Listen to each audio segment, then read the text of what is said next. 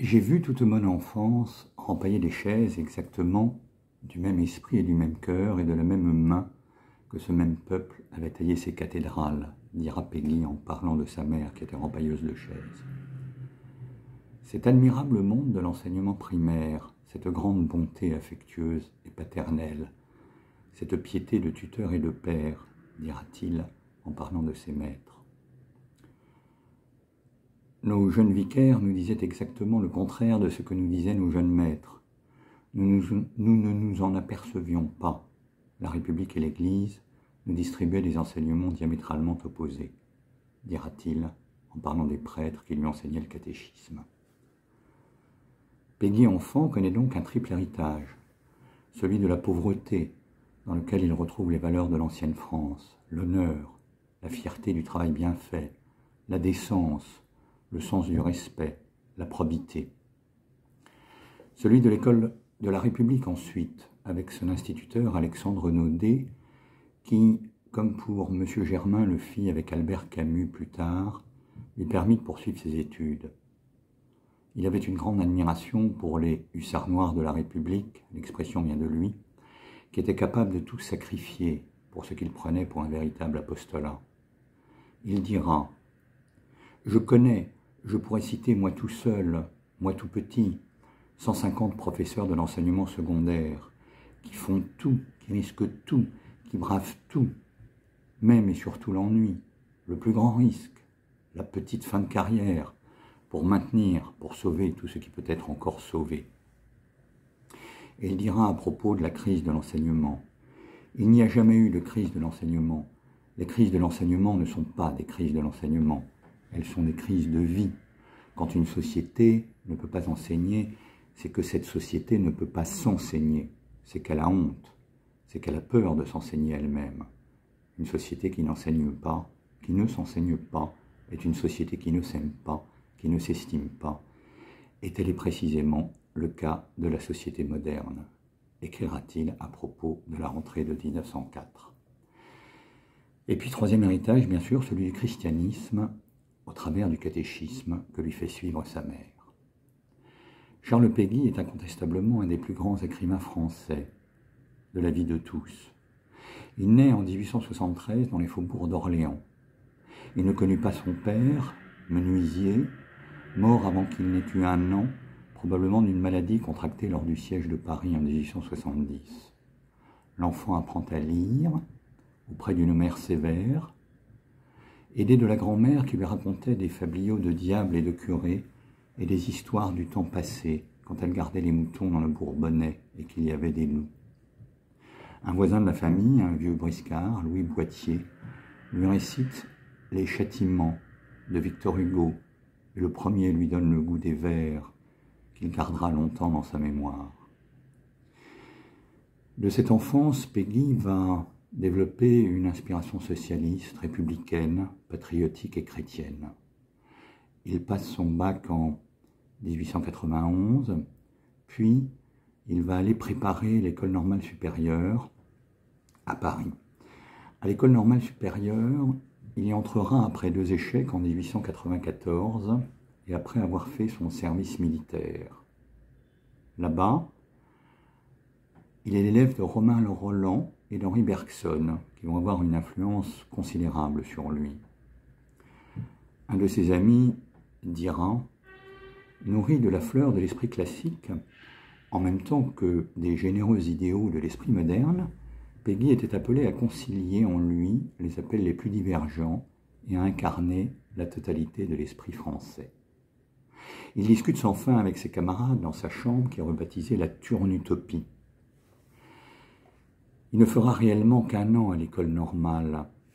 La 2e année, il la consacre déjà à écrire un premier jet de sa Jeanne d'Arc. Et la 3e année, il se marie et va démissionner pour fonder la librairie Georges Bellet avec la dot de sa femme. Il fait donc le choix d'une vie marginale, à l'opposé de ce qu'aurait pu lui donner sa vie d'instituteur. Et il va adhérer très vite au socialisme. En février 1897, il écrit son premier article dans la revue socialiste. Pour Péguy, le socialisme dès sa jeunesse est essentiellement un idéal rêvé d'une société de justice et d'égalité entre les hommes. Il faut qu'il n'y ait plus de misérables, c'est là le premier des devoirs, un impératif catégorique. Péguy soutiendra longtemps Jean Jaurès, qui par ses discours enflammés va incarner le socialisme avant qu'il n'en vienne à s'éloigner de lui et à le combattre pour deux raisons principales. La première, c'était le pacifisme de Jaurès. Péguy ne croit pas à l'internationalisme ouvrier que prônait Jaurès comme facteur de paix à travers la révolution sociale. Il estime qu'il n'y a pas de parallèle notamment entre les peuples allemands et français, entre les deux bourgeoisies, entre les deux classes ouvrières. Pour lui, le peuple allemand, je cite, est un peuple de nuque basse. Il s'oppose aussi à l'universalisme facile qui commence à ses yeux à marquer la vie économique et culturelle. Il dit « Je ne veux pas que l'autre soit le même, je veux que l'autre soit autre ». Et puis, Péguy aura également une conception divergente de celle de Jaurès sur l'engagement.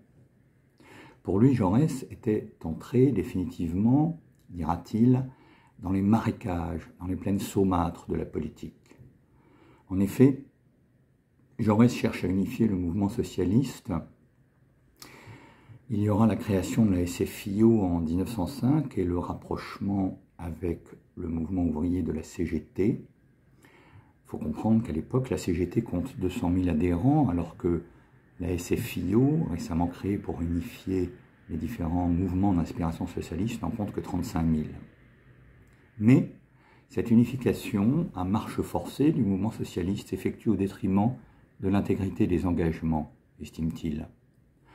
Or, Péguy, plus qu'un esprit engagé, entre guillemets, est un homme de cohérence et de devoir. Chacun doit accomplir les obligations qui lui incombent, dans le souci du travail bien fait, de la rempailleuse de chaise au chef de l'État. Pour lui, la politique qui est au cœur des passions est le lieu même de l'imperfection. Elle ne peut produire de choses solides que si elle respecte certaines règles et aspire à l'unité de vue, de conception et d'action. Et cette unité, estime-t-il, seule la mystique peut la lui donner, car elle est seule capable de lutter contre le ressort humain universel qu'est la faiblesse. Le politique doit être au service du peuple entier, tout entier, et non pas au service de quelques-uns, ce à quoi la Troisième République menait tout droit, au lieu de lutter contre la misère et l'exploitation du peuple. Pour lui, le socialiste doit, je cite, « chercher le salut temporel de l'humanité en instaurant le règne de la justice. Ce doit être quasiment une expérience religieuse de telle sorte que les hommes deviennent libres pour la vie intérieure et par là même soient acteurs de la rédemption de l'humanité. » Péguy va lutter toute sa vie contre la misère et l'absence de fraternité. Dans un de ses premiers ouvrages, Jean Coste, un de ses premiers essais, il écrira à ce propos « Par la fraternité, nous sommes tenus d'arracher à la misère nos frères les hommes. C'est un devoir préalable. Au contraire, le devoir d'égalité est un devoir beaucoup moins pressant. Autant il est passionnant, inquiétant, de savoir qu'il y a encore des hommes dans la misère, autant il m'est égal de savoir si, hors de la misère, les hommes ont des morceaux plus ou moins grands de fortune. Il suffit qu'un seul homme soit sciemment laissé dans la misère pour que le pacte civique tout entier soit nul. » Et puis à l'école normale, Péguy, à côté du socialisme, va avoir une deuxième révélation au travers de l'enseignement de Bergson. Bergson est un philosophe qui marque son temps au tournant du siècle. Et très tôt, Péguy avait pressenti l'affinité forte de la philosophie de Bergson avec la spiritualité chrétienne. En effet, Bergson oppose le tout fait au se faisant. Péguy dira « La création, à mesure qu'elle passe, qu'elle descend, qu'elle tombe du futur au passé, par l'accomplissement du présent, ne change pas seulement de date, elle change d'être. Elle ne change pas seulement de calendrier, elle change de nature, le passage par le présent et le revêtement d'un autre être. » Bergson refuse l'idée de positivisme qui veut que l'humanité avance selon un progrès linéaire, suite aux révolutions scientifiques et industrielles. D'où des malentendus sur la foi dans la vertu unificatrice de l'école républicaine, sur l'expansion coloniale, chargée de tous les espoirs de la civilisation à répandre, sur la conviction que la démocratie doit dominer l'univers. Pour Bergson, la réalité est vivante, mouvante, elle n'est pas figée. Il dit « L'organisme qui vit est chose qui dure. Son passé se prolonge tout entier dans son présent. Il demeure actuel et agissant. » Pour Bergson encore, et cela parle beaucoup à Péguy, les rapports entre l'homme et le monde réel sont beaucoup plus complexes que ce que prétend figer en vérité toute faite le rationalisme scientifique. En l'écoutant philosopher, c'est l'atmosphère de la chose non faite mais à faire, qui se fait et qu'il fait, que découvre Péguy. Albert Thibaudet dira à ce propos, parlant de lui à cette époque, « Notre paysan normalien vit de ses yeux, entendit de ses oreilles, le philosophe qui travaillait devant lui, comme écolier, il voyait le sabotier creuser le beau bois pour faire un beau sabot, sa mère prendre le beau chaume pour pallier une belle chaise. » Péguy, à la suite de Bergson, dira que l'ordre seul fait la liberté et le désordre la servitude. Et bien sûr, par ordre, il faudra entendre l'ordre des lois naturelles qui commandent le réel et auquel il faut se soumettre si l'on veut être libre, et par désordre, l'application à la réalité de règles ou de logiques qui lui sont contraires. Bergson dira de Péguy qu'il est celui qui a le mieux compris sa philosophie et, lorsque Péguy partira à la guerre en 1914, il confiera sa femme, enceinte de leur 4e enfant, au grand philosophe. Vient ensuite, dans la vie de Péguy, cette immense affaire qu'est l'affaire Dreyfus. Une seule injustice, un seul crime, une seule illégalité, surtout si elle est officiellement enregistrée, confirmée. Une seule injure à l'humanité, une seule injure à la justice et au droit, une seule forfaiture, un seul déshonneur suffit à perdre l'honneur, à déshonorer tout un peuple. L'affaire Dreyfus, on s'en souvient, c'est une immense affaire d'État devenue fracture sociale et politique majeure sous la Troisième République. Dans les faits, il s'agit de l'accusation de trahison qui est faite au capitaine Alfred Dreyfus, juif d'origine alsacienne, qui sera finalement innocenté. Cette affaire bouleverse la société française pendant 12 ans, de 1894 à 1906. Elle la divise profondément en deux camps opposés, les partisans de la raison d'État, que sont les anti-Dreyfusards, et les défenseur de la justice, que sont les Dreyfusards, les partisans de l'innocence de Dreyfus et les partisans de sa culpabilité. Évidemment, Péguy se range immédiatement du côté des Dreyfusards. L'exaspération des passions lors de l'affaire Dreyfus le bouleverse. Lui n'a qu'une idée en tête, défendre un innocent, seul compte la vérité. Et dans ce combat, il dédiera un ouvrage entier intitulé « Notre jeunesse » à l'analyse de l'affaire, dans lequel il souhaitera profondément que, je cite, « la mystique ne soit point dévorée par la politique à laquelle elle a donné naissance ». Que tout commence par la mystique et finisse en politique est dans l'ordre des choses, pense-t-il, mais il faut éviter que la seconde ne fasse disparaître la première. Et pour cela, il faut un effort constant, un héroïsme de l'action, d'où la fascination que Péguy va développer pour des figures comme Jeanne d'Arc et Richelieu. La politique n'est pas une volupté, mais une lutte permanente contre la faiblesse humaine. Pour Péguy, l'affaire Dreyfus devait être un convertisseur des consciences, de telle sorte qu'une fois sensibilisé à cette injustice, on devait l'être ensuite à toutes les injustices, et donc devenir socialiste. Et c'est ce que n'ont pas fait certains de ses amis qui, au lieu de faire jaillir un monde socialiste, ont voulu construire un parti, allusion directe à Jaurès, qui, au lieu de se battre pour la justice, ont voulu être élus, allusion directe à tous les députés de la Troisième République. La plupart d'entre eux, en tout cas. Il trace dans cet ouvrage, et c'est émouvant, le portrait de Bernard Lazare, qui est à l'origine de l'affaire. Cet homme, juif d'origine alsacienne également, d'origine toulousaine, pardon, était arrivé à Paris. À ce moment-là, il est contacté par le frère du capitaine, Dreyfus, en 1896, à un moment où Dreyfus a été condamné une première fois et purge sa peine en Guyane. Bernard Lazare fait paraître un article intitulé « Une erreur judiciaire », qui est donc antérieur au fameux J'accuse d'Émile Zola, qui ne paraîtra qu'en 1898. Et c'est cela qui fera vraiment éclater l'affaire, avec la demande en révision du procès, une fois que Dreyfus est donc déjà à l'île du Diable en Guyane. Écoutez le magnifique portrait que dresse Péguy de Bernard Lazare.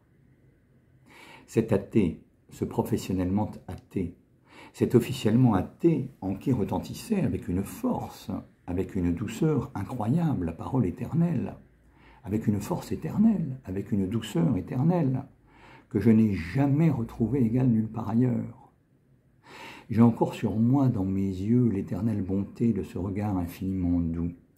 Je le vois encore dans son lit, cet athée ruisselant de la parole de Dieu. Il ne voulait pas qu'on fît aux autres ce que les autres vous avaient fait, mais qu'on ne voulait pas qu'ils vous fissent.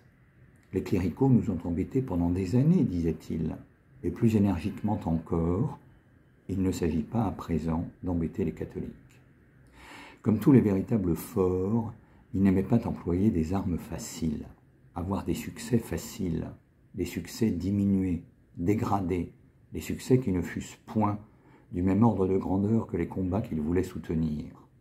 Jamais je n'ai vu un homme, je ne dis pas croire, je dis savoir à ce point, je ne dis pas seulement qu'une conscience est au-dessus de toutes les juridictions, mais qu'elle exerce elle-même dans la réalité une juridiction. Quelle est cette conscience, la suprême juridiction, la seule? Dans la foulée des premières aventures de l'affaire Dreyfus, Péguy, lorsqu'il voit ses amis socialistes s'éloigner de lui pour les raisons que nous avons dites, va fonder sa grande œuvre, l'œuvre de sa vie, les Cahiers de la Quinzaine. Ces derniers sont créés en 1900, à la suite du Congrès socialiste de 1899, qui décida que le parti devait contrôler la presse. Là, Péguy s'insurge. Ils ont supprimé la liberté de la presse, dit-il. De 1900 à 1914, début de la Deuxième Guerre mondiale, où Péguy va trouver la mort sur le champ de bataille, il paraîtra un peu plus de 220 cahiers. Alors ce sont des cahiers qui relèvent à la fois du journalisme et de la réflexion philosophique, politique, religieuse, de l'étude des mœurs, de la description, de la dénonciation, de la diatribe, de l'admonestation, de l'invocation, si chère à Péguy. Les cahiers abordent les questions politiques, l'actualité tragique, les pogroms contre les Juifs qui se déroulent à l'époque en Europe et en Russie, la question arménienne, la paix, la guerre, les questions de société, celles majeures de l'école, celles également majeures de la colonisation, et bien évidemment la littérature. L'ambition de ces cahiers est très péguiste. Je cite « Dire la vérité, toute la vérité, rien que la vérité, dire bêtement la vérité bête, ennuyeusement la vérité ennuyeuse, tristement la vérité triste. Nulle concession au lecteur, refus de la facilité, engagement de tous les instants, attaque de front des problèmes spirituels, politiques, sociaux qui se posent chaque jour. » Il dira « Tous nos cahiers, sans exception, sont faits pour mécontenter au moins un tiers de la clientèle. Mécontenter, c'est-à-dire heurter, remuer, faire travailler. » Péguy défend une mystique du réel, qui est le rejet d'une vérité désincarnée, chère à la République des professeurs, chère aux théoriciens, chère aux intellectuels et aux hommes politiques. Les clercs ont trahi en prônant des idéologies vides qui évacuent la réalité pour lui substituer des abstractions. Péché mortel de l'intellectualisme. L'homme, il faudrait le saisir avec des méthodes souples, des logiques souples, des morales souples. C'est dans une morale souple que tout apparaît, que tout se dénonce, que tout se poursuit. La raideur est essentiellement infidèle, et c'est la souplesse qui est fidèle. Nous devons commencer la révolution du monde par la révolution de nous-mêmes, dira-t-il. Voilà, je poursuivrai le récit de la vie et des œuvres de Péguy dans une seconde vidéo.